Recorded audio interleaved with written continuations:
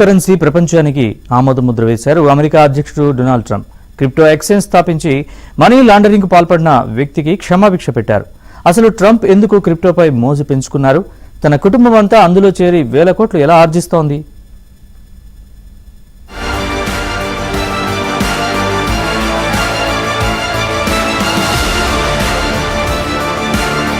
America అధ్యక్షుడు Donald Trump రాజకీయ నాయకుని కన్నా డబ్బు పిచ్చి పీక్స్లో ఉన్న ఒక వ్యాపారవేత్త. జీవితమంతా సంపాదనే ధ్యేయంగా పనిచేస్తున్నారు. తొలిసారి అధ్యక్షునిగా ఉన్నప్పుడు క్రిప్టో కరెన్సీని తీవ్రంగా వ్యతిరేకించిన ట్రంప్ రెండవసారి బాధ్యతలు చేపట్టాక క్రిప్టో కరెన్సీకి సపోర్ట్ చేశారు. అమెరికా జాతీయ ప్రాధాన్యత అంశంగా క్రిప్టో కరెన్సీని మార్చారు.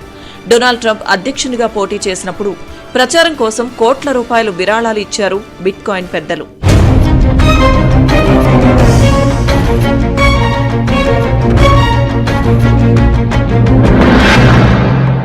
ఎన్నికల్లో Donald Trump coin base, ripple వంటి ప్రముఖ సంస్థల నుంచి విరాళాలతో సహా క్రిప్టో కరెన్సీ పరిశ్రమ నుండి గణనీయమైన మద్దతును పొందారు.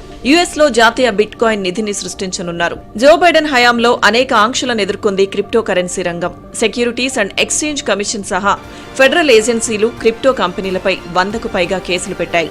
బిట్కాయిన్ బ్యాచ్ ను జైల్లో పెట్టింది. అయితే ట్రంప్ వచ్చాక పరిస్థితి మారింది. దీంతో క్రిప్టో వ్యాపారులు వాషింగ్టన్ డీసీలో 12 అడుగుల ట్రంప్ బంగారు విగ్రహాన్ని ఏర్పాటు చేశారు.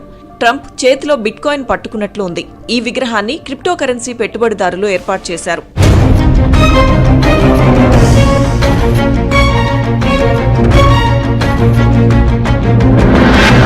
క్రిప్టో కరెన్సీ ప్రపంచానికి ఆమోదముద్ర వేయాలన్న నిర్ణయం తీసుకున్నారు ట్రంప్.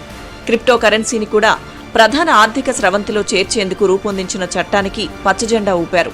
ట్రంప్ కుటుంబ సభ్యులంతా క్రిప్టో కరెన్సీ, బిట్కాయిన్ వ్యాపారాల్లో కోట్లాది రూపాయలు ఆర్జిస్తున్నారు.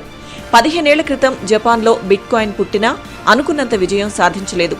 డబ్బుపై అదుపు ప్రభుత్వానికే కాదు, ప్రైవేట్ వ్యక్తులకు ఉండాలన్న ఉద్దేశంతో ఇది రూపుదిద్దుకుంది. క్రిప్టో అంటే సెంట్రల్ బ్యాంక్ ద్వారా జారీ కాని డిజిటల్ సంపద అని అర్థం. బ్లాక్ చైన్ టెక్నాలజీ ద్వారా దీన్ని మెయింటైన్ చేస్తారు. క్రిప్టో కరెన్సీ ఒకరి నుంచి మరొకరికి పంపినా అన్నీ ఇందులో రికార్డ్ అవుతాయి, డిజిటల్ లెడ్జర్లలో నమోదవుతాయి. దీన్ని ఏ సంస్థ, ఏ వ్యక్తి అదుపు చేయరు. క్రిప్టో కరెన్సీకి టోక్యోలో ఒక ఎక్స్చేంజ్ ఉండేది. 2014లో అది మూతపడింది. FTX 2022లో మూతపడింది. దీంతో బిట్కాయిన్, క్రిప్టో కరెన్సీ నష్టమన్న అభిప్రాయం కలిగింది. అయితే ఇప్పుడు పరిస్థితి మారింది. బిట్కాయిన్ ఇప్పుడు $4 ట్రిలియన్ ఆర్థిక వ్యవస్థ. ట్రంప్ కుటుంబమంతా క్రిప్టో కరెన్సీలో ఉంది. తాను ఈ వ్యాపారంలో $1 బిలియన్ సంపాదించానని ట్రంప్ స్వయంగా చెప్పుకున్నారు. That's music to my ears. I love that sound. Other people don't like it. I love it, Josh. I think when I hear that sound, it reminds me of money. In this case, it reminds me of lack of money because I'm paying for it. So it's the opposite. But it's going to be one of the most beautiful ballrooms anywhere in the world, and it's going to be able to take care of tremendous.